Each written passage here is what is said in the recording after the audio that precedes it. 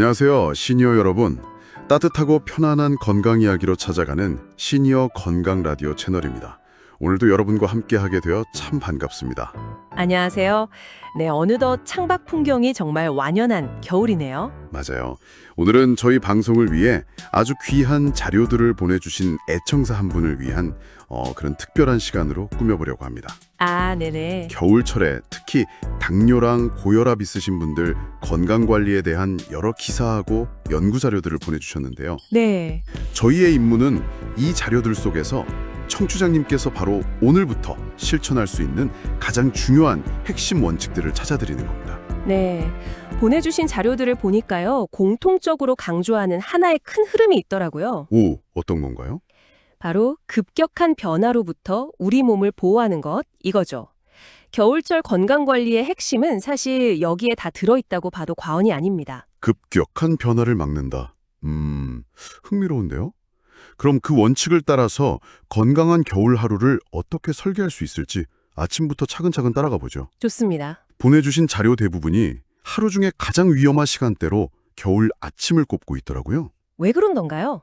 아, 우리 몸의 혈관을 잠자는 사람에 한번 비유해보면 이해가 쉬워요. 잠자는 사람이요? 네, 밤 사이에는 편안하게 이완되어 있던 혈관들이 아침에 일어나면서 갑자기 활동을 시작해야 하잖아요. 그렇죠. 이때 따뜻한 이불 속에서 차가운 외풍이 부는 방으로 나오는 건 자는 사람한테 갑자기 찬물을 끼얹는 거랑 똑같습니다. 아, 찬물을 깨얹는다는 비유가 확 와닿네요. 혈관이 깜짝 놀라서 확 움츠러드는데 이게 바로 혈압이 치솟는 주된 원인인 거죠. 혈관한테는 엄청난 스트레스겠어요. 그렇다면 그 충격을 줄여주는 좀 부드럽게 깨우는 방법이 필요하겠군요. 바로 그겁니다. 자료들에서 공통적으로 단계적으로 일어나가 이렇게 조언하던데 구체적으로 어떻게 하는 거죠? 네, 아주 간단한 3단계 몸 깨우기 의식이라고 생각하시면 돼요. 몸 깨우기 의식이요. 1단계는 눈을 뜨자마자 이불 속에서 한 2, 3분 정도 머무는 겁니다. 네, 그 시간 동안 손가락, 발가락 꼼지락거리고 주먹 쥐었다 폈다 발목 살살 돌려주는 거죠. 몸의 가장 먼 곳부터 이제 일어날 시간이야 하고 신호를 보내는 거예요. 아, 몸의 말단부터 시작하는군요. 그럼 그 다음 2단계는 뭔가요? 침대 가장자리에 잠깐 걸터 앉는 겁니다. 바로 일어서지 말고요. 한 1분 정도 앉아서 천천히 심호흡을 하는 거예요. 밤새 가라앉아 있던 혈액이 온몸으로 퍼져나갈 시간을 주는 거죠. 네, 그리고 마지막 3단계로 벽이나 의자를 짚고 천천히 일어서는 겁니다. 이렇게 하면 갑자기 일어설 때 머리가 핑 도는 기립성 저혈압도 효과적으로 막을 수 있습니다. 듣고 보니 정말 별거 아닌 것 같은데 이 작은 차이가 혈관에는 큰 차이를 만들겠네요. 그럼요. 자료에 아침에 마시는 물 한 잔의 중요성도 여러 번 나오던데요. 여기서 아주 중요한 포인트가 물의 온도입니다. 온도요? 네, 앞서 말씀드린 그 찬물 비유처럼 벌컥벌컥 마시는 냉수는 잠자던 혈관을 다시 한번 놀라게 할 수 있어요. 미지근하거나 따뜻한 물이 가장 좋습니다. 아, 부드러운 아침 인사처럼 혈관을 깨워주고 또 밤새 끈끈해진 혈액의 농도를 낮춰서 혈액순환을 돕는 아주 중요한 역할을 합니다. 그렇군요. 아침을 여는 모든 과정이 부드럽게 천천히 이 원칙으로 이어지네요. 맞습니다. 심지어 화장실 갈 때도 조심하라고 하던데 이건 좀 의외였어요. 많은 분들이 간과하는 부분이죠. 보통 화장실은 침실보다 온도가 한 2, 3도 낮거든요. 아, 맞아요. 이 작은 온도 차이에도 우리 몸은 민감하게 반응합니다. 가능하다면 작은 난방기를 두거나 아니면 일어나서 바로 화장실 문을 좀 열어두는 거예요. 공기를 섞어주는 것만으로도 위험을 크게 줄일 수 있습니다. 자, 이렇게 부드럽게 아침을 시작했다면 이제 낮 시간 활동으로 넘어가 볼까요? 겨울이 되면 아무래도 춥고 길이 미끄러우니까 자연스럽게 집에만 있게 되잖아요. 그렇죠. 이런 활동량 감소가 우리 몸에 이중으로 나쁜 영향을 준다고요? 네, 정확합니다. 일종의 이중고를 겪게 되는 거죠. 첫째는 혈당 문제입니다. 혈당이요? 네, 우리가 움직일 때 우리 몸의 근육은 혈액 속 포도당을 연료로 태워서 사용하거든요. 그런데 가만히 앉아만 있으면 연료는 계속 쌓이는데 태워주질 않으니까 혈당이 계속 높은 상태로 유지되는 거죠. 아, 그럼 두 번째 문제는 혈압이겠군요. 맞습니다. 운동은 혈관을 부드럽게 만드는 최고의 마사지나 마찬가지예요. 규칙적으로 움직여주면 혈관의 탄력성이 유지되는데 운동을 멈추면 혈관이 서서히 굳고 뻣뻣해져서 혈압 조절 능력이 떨어지게 됩니다. 추워서 혈관은 수축하는데 탄력성까지 떨어지니 상황이 더 나빠지는 거네요. 바로 그겁니다. 그렇다면 해법은 실내에서라도 어떻게든 움직이는 거겠네요.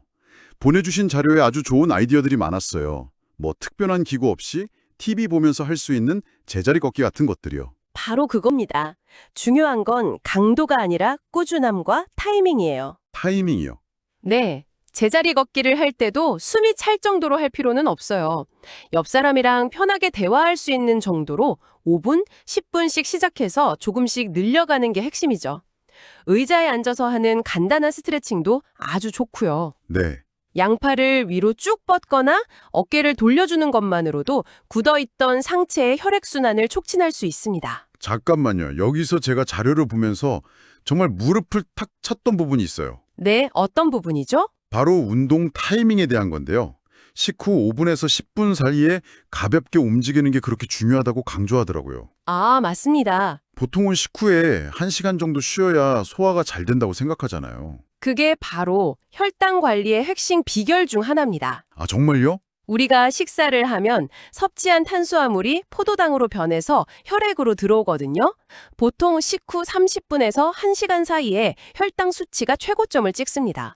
이걸 혈당 스파이크라고 하죠. 네, 혈당 스파이크. 그런데 바로 그 혈당이 오르기 시작하는 타이밍, 식후 5분에서 10분 사이에 몸을 움직여주면 근육이 막 들어온 포도당을 기다렸다는 듯이 에너지로 바로 가져다 쓰는 거예요. 아하, 혈당이 혈관 속에서 쌓일 틈을 주지 않고 바로 사용해버리는 거군요. 정확합니다. 그래서 격렬한 운동이 필요 없는 거고요. 그렇죠. 오히려 식사 직후의 격한 운동은 소화에 방해가 될 수 있습니다. 그냥 식탁에서 일어나 설거지를 하거나 거실을 몇 바퀴 천천히 걷는 정도의 움직임만으로도 혈당 스파이크를 막는 데는 아주 효과적입니다. 와, 식사 후에 바로 소파에 눕는 습관만 바꿔도 혈당 관리가 훨씬 수월해지겠네요. 네, 그럼요. 이렇게 실내에서라도 조금씩 움직이다 보면 자연스럽게 수분이 손실될 텐데요. 이게 또 다음 주제와 연결되네요. 그렇죠. 겨울철에는 갈증을 잘 못 느껴서 물 마시는 걸 잊기 쉬운데 보내주신 자료에서는 겨울철 탈수가 여름 못지않게 위험하다고 경고하고 있어요. 네. 많은 분들이 겨울엔 땀을 안 흘리니까 괜찮다고 생각하시는데 이게 큰 착각입니다. 우리는 숨을 쉴 때도 건조한 난방 공기 속에서도 계속해서 수분을 잃고 있거든요. 아, 몸에 물이 부족해지면 가장 먼저 혈액에 문제가 생깁니다. 물이 부족한 찌개 국물이 걸쭉해지듯이 우리 혈액도 농도가 진해지고 끈적끈적해져요.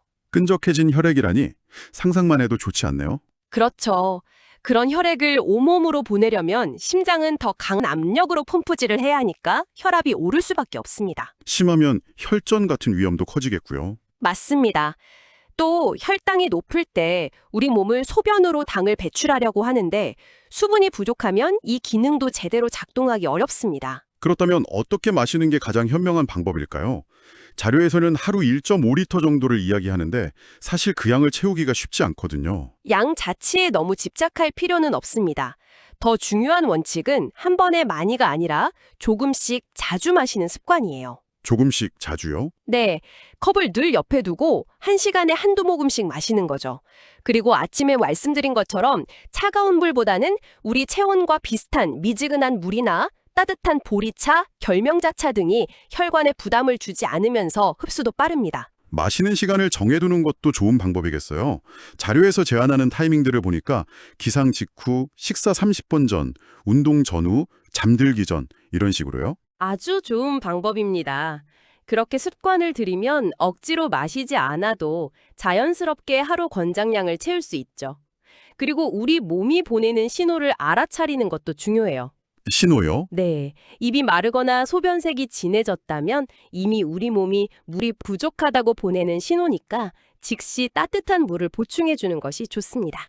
자, 지금까지 우리 몸 내부의 변화에 초점을 맞췄다면 이제 우리를 둘러싼 환경으로 시선을 돌려보죠. 네, 겨울철 건강은 우리가 가장 많은 시간을 보내는 실내 환경에 달려있다고 해도 과언이 아닐 텐데요. 보내주신 자료를 보면 무조건 따뜻하게만 하는 게 정답은 아니라고 하네요. 네, 오히려 과도한 난방이 건강에 적이 될 수 있습니다. 과도한 난방이요? 네, 실내 온도를 너무 높여서 바깥하고 온도차가 10도 이상 벌어지면 외출할 때 우리 혈관은 그야말로 급행 상태를 경험하게 됩니다.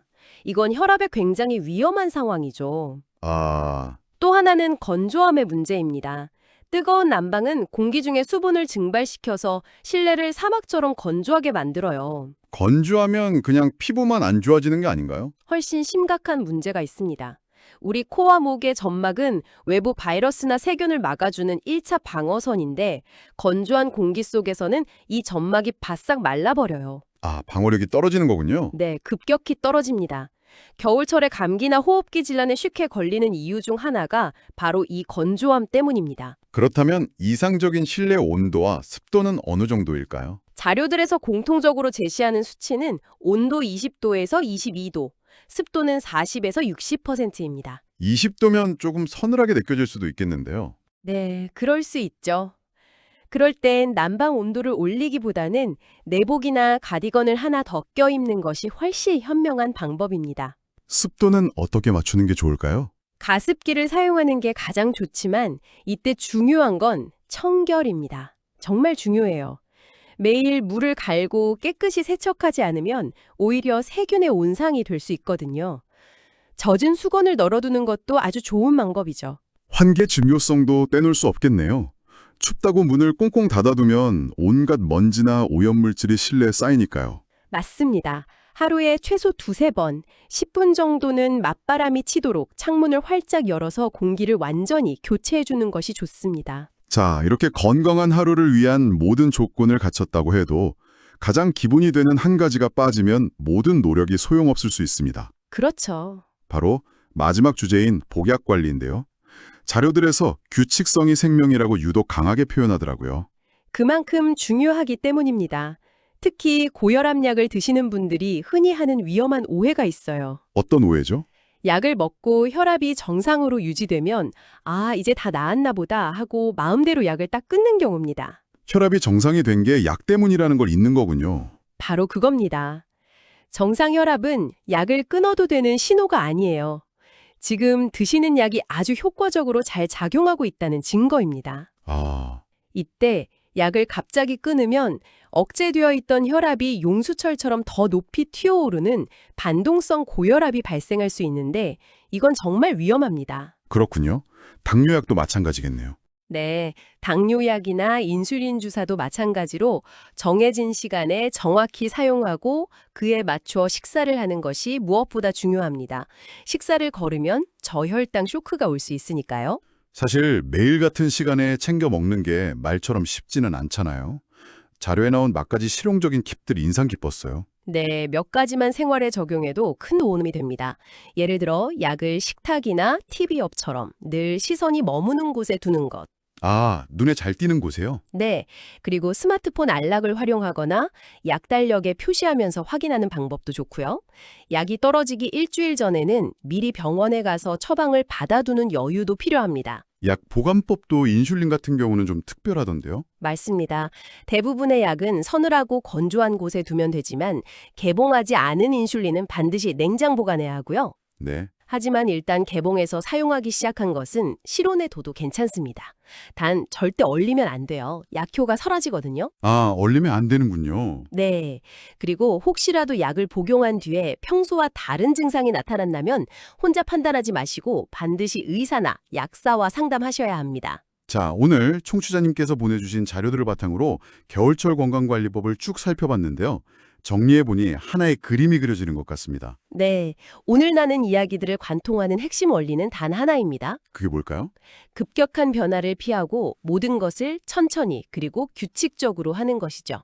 우리 몸은 갑작스러운 온도 변화나 불규칙한 생활 습관에 아주 민감하게 반응하거든요. 네. 반대로 따뜻한 물 한 잔, 식후 10분의 걷기 같은 작은 배려와 꾸준한 습관에는 아주 긍정적으로 보답합니다. 오늘부터 이 모든 걸 다 해야 한다고 생각하면 부담스러울 수 있으니 가장 쉽다고 생각되는 것 하나부터 시작해보시면 좋겠습니다. 맞아요. 가령 아침에 2분만 이불 속에서 스트레칭 하는 것처럼요. 그리고 궁금한 점이 있다면 혼자 고민하지 마시고 꼭 주치의와 상의하시길 바랍니다. 마지막으로 청취자님께 하나의 질문을 드리고 싶습니다. 네. 그동안 이런 건강 습관들을 지키기 어려웠다면 그 이유는 무엇이었을까? 단순히 무엇을 해야 하는지 아는 것을 넘어서요. 나를 가로막는 아주 사소한 장벽, 예를 들면 물 마실 컵이 손 닿는 곳에 없어서 같은 개인적인 이유를 찾아보는 것. 그것이 이번 겨울뿐만 아니라 앞으로의 모든 계절을 건강하게 보내는 진짜 첫걸음이 될 수 있습니다. 지금까지 시니어 건강 라디오 채널이었습니다. 들어주셔서 감사합니다. 시니어 여러분, 건강한 겨울 나세요. 화이팅!